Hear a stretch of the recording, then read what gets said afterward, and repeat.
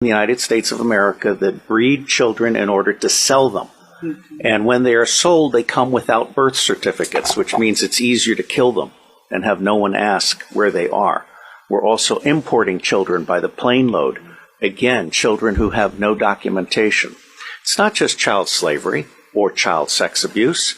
It's also child torture, because you have adrenalized blood. You have the whole blood drinking ceremony of the satanic world. It's also the use of children for harvesting body organs. We'll have the Falun Gong testimony tomorrow. One of the reasons that the Falun Gong are so popular is because they're so healthy, so that you can harvest their body organs and get the very best. And then you have ritual ceremonies and ritual murder, as well as incidental murder. I have found in my research and preparation for this court and all of the work that will follow that most organizations that end up being used to prey on children, Oxfam is a recent example, all of the United Nations organizations, the Boy Scouts of America, all of the child services agencies across the United States of America, they did not start out as organizations to prey on children, but they attract pedophiles. And ultimately, pedophiles end up rising in the ranks and controlling those organizations, so that an organization that initially started out in the service of children becomes an organization that is in fact hunting children. Now, it's not my working assumption, but the working assumption yet to be proven, that the totality of the children disappearing worldwide is toward 8 million people, toward 8 million children. In the United States of America, the acknowledged number, not counting the children being bred without birth certificates, not counting the children being imported without documentation, is between 600 and 800,000 a year. Now imagine Africa and East Asia and all these other locations.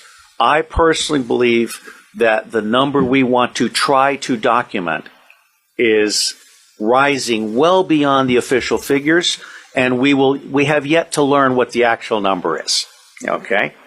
The other working assumption is, how long do these children survive within this system?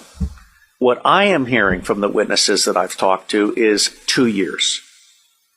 It may be longer. It may be 4 years. It may be 6 years. But by and large, these children are so abused. I mean, we're talking rapes by the hour and so forth, that they reach their expiration date within 2 years. And then they're murdered with impunity, or they're ritually murdered if that's what they've been bred for. So I think we need to document this. No one else has done this before in a systematic manner. This commission is rendering a signal service by seeking to do an overall view in the public interest. I believe that once the public realizes that the government is not protecting their children at a scale of vulnerability that we can articulate, then everything else about the government is called into question. All right? So for me, this is a truly righteous endeavor. And I will end by saying that as much good as it might do to get the British angry, for me, the center of gravity for change is the American public. Because if you can get the American public angry, we will stop supporting dictators overseas. We will close all of our military bases overseas. I am on record as a former CIA operations officer saying that our 1,000 bases overseas are not there for national defense. They're there to serve as lily pads for the smuggling of guns, gold, cash, drugs, and small children. So let me say I am proud to be in your company. And I believe that no matter what we do or do not do, it is going to make a difference. God bless you all. These children